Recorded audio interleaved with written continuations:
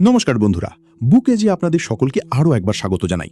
আজ আমরা এমন এক যাত্রায় বেরোতে চলেছি যা আপনাদের দেখার, শোনার এবং বোঝার দৃষ্টিভঙ্গিকে চিরতরে বদলে দেবে। কল্পনা করুন আপনার কাছে বিশ্বের সবচেয়ে মূল্যবান গুপ্তধন রয়েছে, কিন্তু আপনি সেটি ব্যবহার করার চাবিকাঠি জানেন না। সেই গুপ্তধন অন্য কোথাও নেই, বরং আপনার কাঁধের ঠিক ওপরে, আপনার মাথার ভেতরে রয়েছে। হ্যাঁ, আমি আমাদের মস্তিষ্কের কথা বলছি। আজকের এই বিশেষ audio book summary Nicole price এবং সাইমন ব্র্যাডলির বৈপ্লবিক বই ক্রিটিক্যাল থিঙ্কিংয়ের ওপর ভিত্তি করে তৈরি। এটি কোনো সাধারণ বই নয়, বরং আপনার মস্তিষ্কের জন্য একটি অপারেটিং সিস্টেম আপডেটের মতো। আজকের এই আলোচনায় আমরা জানব কিভাবে আপনি আপনার চিন্তা শক্তিকে একটি ধারালো অস্ত্রে পরিণত করতে পারেন। এটি শেষ পর্যন্ত শুনবেন, কারণ আজ আমি আপনাদের শুধু থিওরি নয়, বরং এমন কিছু মেন্টাল এক্সারসাইজ দেব যা আপনার জীবনের প্রতিটা সমস্যার সমাধান যুক্তির মাধ্যমে করে দেবে। ভাবুন তো, এমন একটা কম্পিউটার যা ক্লান্তিহীনভাবে 24 ঘন্টা কাজ করে, যা আপনার প্রতিটা আবেগ, প্রতিটা কাজ এবং প্রতিটা সম্পর্ককে নিয়ন্ত্রণ করে। পৃথিবীর সবথেকে জটিল কম্পিউটারও আমাদের মস্তিষ্কের নিউরনের জালের সামনে ফিকে পড়ে যায়। কিন্তু আপনি কি কখনো ভেবে দেখেছেন যে আমরা এই সুপার কম্পিউটারটিকে কিভাবে চালাই? বেশিরভাগ মানুষ তাদের পুরো জীবন অটো পাইলট মোডে কাটিয়ে দেয়। যা শুনল তাই মেনে নিল, যা দেখল তাই সত্যি বলে ধরে নিল। কিন্তু আপনি যদি বিশ্বের সেরা 1% মানুষের তালিকায় অন্তর্ভুক্ত হতে চান, তবে আপনাকে আপনার মেন্টাল ডায়েট এবং মেন্টাল এক্সারসাইজের উপর নজর দিতে হবে। ক্রিটিক্যাল থিঙ্কিং হলো সেই জিম যেখানে আপনার মস্তিষ্ক শক্তিশালী হয়ে ওঠে।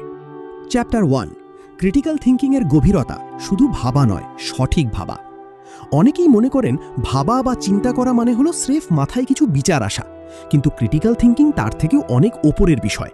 এর মানে হলো চিন্তা করার বিষয়ে চিন্তা করা। যখন আপনার কাছে কোনো তথ্য আসে, একজন ক্রিটিক্যাল থিঙ্কার সেটাকে সরাসরি গ্রহণ করেন না। তিনি থামেন, সেটাকে দেখেন এবং প্রশ্ন করেন, এটা কি আদৌ সত্যি? এর পিছনের ভিত্তি কি? এটি বোঝার জন্য আসুন একটি প্রসেস দেখে নিই। মূল ধারণা শনাক্ত করা। ধরুন আপনি একটি বিজ্ঞাপন দেখলেন যে এই এনার্জি ড্রিঙ্ক আপনাকে জিনিয়াস বানিয়ে দেবে। এখানে মূল আইডিয়াটা কি? যে ড্রিঙ্ক পান করলে বুদ্ধিমত্তা বাড়ে। গভীর অনুসন্ধান। এবার আপনি একটু থামুন, এর ভেতরে কি আছে? এতে কি শুধু ক্যাফিন আর চিনি আছে?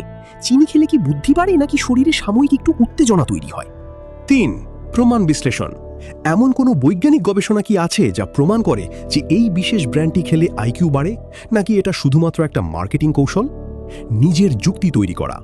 আপনার গবেষণার পর আপনি এই সিদ্ধান্তে পৌঁছলেন যে পর্যাপ্ত ঘুম এবং পুষ্টিকর খাবার সম্ভবত এই নীল রঙের জলের চেয়ে অনেক বেশি কার্যকর। ভুলগুলো ধরা। আপনি দেখলেন যে বিজ্ঞাপনে যাদের জিনিয়াস হিসেবে দেখানো হয়েছে তারা আসলে অভিনেতা, বিজ্ঞানী নন। এখান থেকেই আপনি মিথ্যেটা ধরতে পারলেন।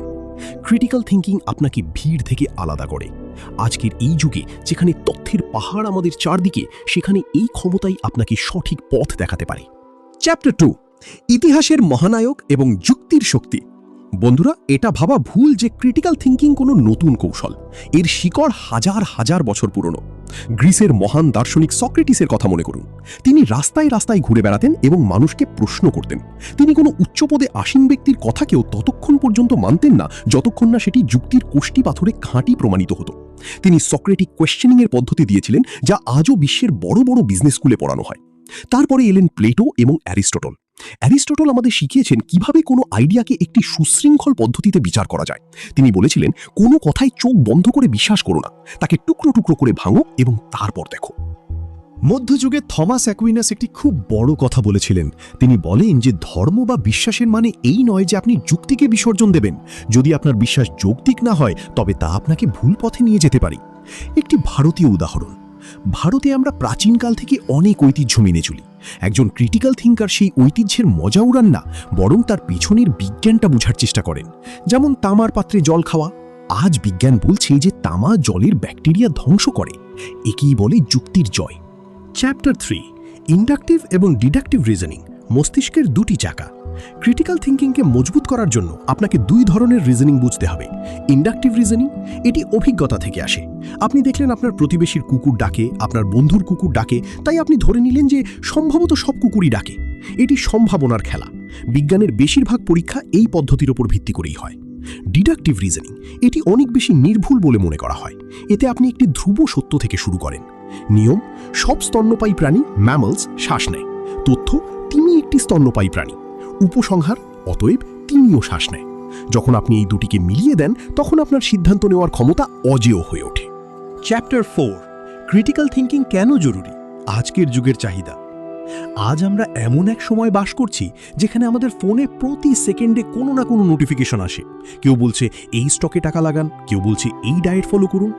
যদি আপনার কাছে ক্রিটিক্যাল থিঙ্কিং না থাকে তবে আপনি একটা পুতুল হয়ে যাবেন। এই শিল্প আপনাকে 3টি বড় সুবিধা দেয়। উন্নত সিদ্ধান্ত, আপনি আবেগী ভেসে নয় বরং ডেটা এবং যুক্তির ভিত্তিতে সিদ্ধান্ত নেন। সমস্যার সমাধান, আপনি সমস্যার লক্ষণগুলো নয় বরং তার মূল শিকড় ধরেন। স্পষ্ট কথাবার্তা, যখন আপনার চিন্তা স্পষ্ট হয় তখন আপনার কথায় ওজন আসে। মানুষ আপনাকে শুনতে এবং গুরুত্ব দিতে শুরু করে। চ্যাপ্টার 5, পড়া বনাম মন্থন করা, রিডিং ভার্সেস থিঙ্কিং। প্রায়ই আমরা বই পড়ি এবং সেগুলো বন্ধ করে রেখে দিই। এটা শুধু রিডিং, কিন্তু থিঙ্কিং তখন শুরু হয় যখন আপনি বই বন্ধ করার পর নিজেকে প্রশ্ন করেন। কল্পনা করুন আপনি পড়লেন যে সফল হওয়ার জন্য সকাল 4টে ওঠা জরুরি। রিডার কাল থেকে 4টের অ্যালার্ম দেবে। ক্রিটিক্যাল থিঙ্কার জিজ্ঞেস করবে, সকাল 4টে ওঠাই কি সফলতার আসল চাবিকাঠি, নাকি ওই সময় পাওয়া নির্জনতা, সলিটিউড আসল কারণ? আমি যদি রাত 2টোর সময় বেশি ক্রিয়েটিভ হই তবে কি 4টে ওঠা আমার জন্য ক্ষতিকর হবে? পড়া আপনাকে তথ্য দেয়, কিন্তু চিন্তা করা আপনাকে জ্ঞান দেয়। চ্যাপ্টার 6, সমস্যা সমাধান, একটি মাস্টার ক্লাস। চলুন এবার একটি রিয়েল লাইফ সিচুয়েশন নিই। আপনি একজন কন্টেন্ট ক্রিয়েটর এবং আপনার ভিডিওতে ভিউজ আসা কমে গেছে। সাধারণ মানুষের চিন্তা, হয়তো আমার ভাগ্য খারাপ অথবা ইউটিউবের অ্যালগোরিদম খারাপ। ক্রিটিক্যাল থিঙ্কারের 6টি স্টেপ। সমস্যা চিহ্নিত করা, ভিউজ কমেছে, কিন্তু সব ভিডিওতে কি, নাকি শুধু একটা বিশেষ টপিকের ওপর? বিশ্লেষণ, অ্যানালিসিস, অ্যানালিটিক্স চেক করুন। মানুষ কোথায় ভিডিও ছেড়ে চলে যাচ্ছে? থাম্বনেল কি আকর্ষণীয় নয়, নাকি কন্টেন্ট বোরিং? সমাধান খোঁজা, নতুন থাম্বনেল বানান, স্ক্রিপ্টে হুক দিন অথবা টপিক বদলে দেখুন। পরীক্ষা করা, থাম্বনেল বদলানোর ফলে কি ক্লিক রেট বাড়ল? যদি হ্যাঁ হয় তবে সমস্যাটা ধরা পড়েছে। প্রয়োগ করা, আপনার পরের 10টি ভিডিওতে সেই একই প্রযুক্তি ব্যবহার করুন। ফলাফল পর্যবেক্ষণ, গ্রোথ কি ফিরে এলো? এই পদ্ধতি আপনাকে জীবনের প্রতিটা ব্যর্থতা থেকে বের করে আনতে পারে। চ্যাপ্টার 7, ক্রিটিক্যাল থিঙ্কিং কিভাবে উন্নত করবেন। শেষে আমি আপনাদের এমন কিছু টুল দিতে চাই যা আপনারা আজ থেকেই শুরু করতে পারেন। ওপেন এন্ডেড প্রশ্ন করুন, কি এবং কেনর জায়গায় কিভাবে এবং কি উপায়ে ব্যবহার করুন। এটি আপনার মস্তিষ্ককে বিস্তারিতভাবে ভাবতে বাধ্য করবে। বৈচিত্র্য আনুন, সেই সব মানুষের সঙ্গে কথা বলুন যারা আপনার চেয়ে ভিন্ন মত পোষণ করেন। নিজের চেনা গণ্ডির বাইরে বেরোন। সক্রেটিক ডায়লগ, যখন কেউ কিছু বলে তাকে জিজ্ঞেস করুন, আপনি এমনটা কেন মনে করেন? এর কি কোনো উদাহরণ আছে? ভুল থেকে শেখা, আপনার পুরনো ভুল সিদ্ধান্তগুলোর ময়না তদন্ত করুন। দেখুন সেই সময় আপনার যুক্তিতে কি খামতি ছিল। বন্ধুরা, নিকোল প্রাইস এবং সাইমন ব্র্যাডলি আমাদের এটাই বোঝাতে চেয়েছেন যে বুদ্ধিমত্তা সেটা নয় যা আপনি উত্তরাধিকার সূত্রে পেয়েছেন, বরং সেটা হলো যাকে আপনি রোজ পালিশ করেন। ক্রিটিক্যাল থিঙ্কিং আপনাকে পৃথিবীকে এক নতুন চশমায় দেখার শক্তি দেয়। এটি আপনাকে আত্মবিশ্বাস দেয় যে আপনি যে কোনো পরিস্থিতিতে সঠিক পথ খুঁজে নেবেন। মনে রাখবেন, আপনার মস্তিষ্ক একটি শক্তিশালী কম্পিউটার, কিন্তু এটি চালানোর প্রোগ্রাম অর্থাৎ আপনার লজিক আপনাকে নিজেকেই লিখতে হবে। আজ থেকেই প্রতিটি তথ্যের ওপর প্রশ্ন তুলতে শুরু করুন, গভীরে যান এবং একজন মহান চিন্তাবিদ হয়ে উঠুন। আপনাদের এই আলোচনা এবং আমাদের এই সামারি কেমন লাগলো? আপনারাও কি আপনাদের চিন্তা করার পদ্ধতিতে কোনো পরিবর্তন অনুভব করছেন? আমাদের কমেন্টে অবশ্যই জানান। আপনাদের মতামতই বুকেজের আসল শক্তি। এই ভিডিওটি সেই বন্ধুদের সঙ্গে শেয়ার করুন যাদের জীবনে সঠিক দিশা খুঁজে পাওয়ার প্রয়োজন আছে। সাবস্ক্রাইব করুন এবং আমাদের সঙ্গে এই জ্ঞানের যাত্রায় পাশে থাকুন। ভালো থাকুন, সুস্থ থাকুন আর সবসময় শিখতে থাকুন, এগোতে থাকুন। ধন্যবাদ।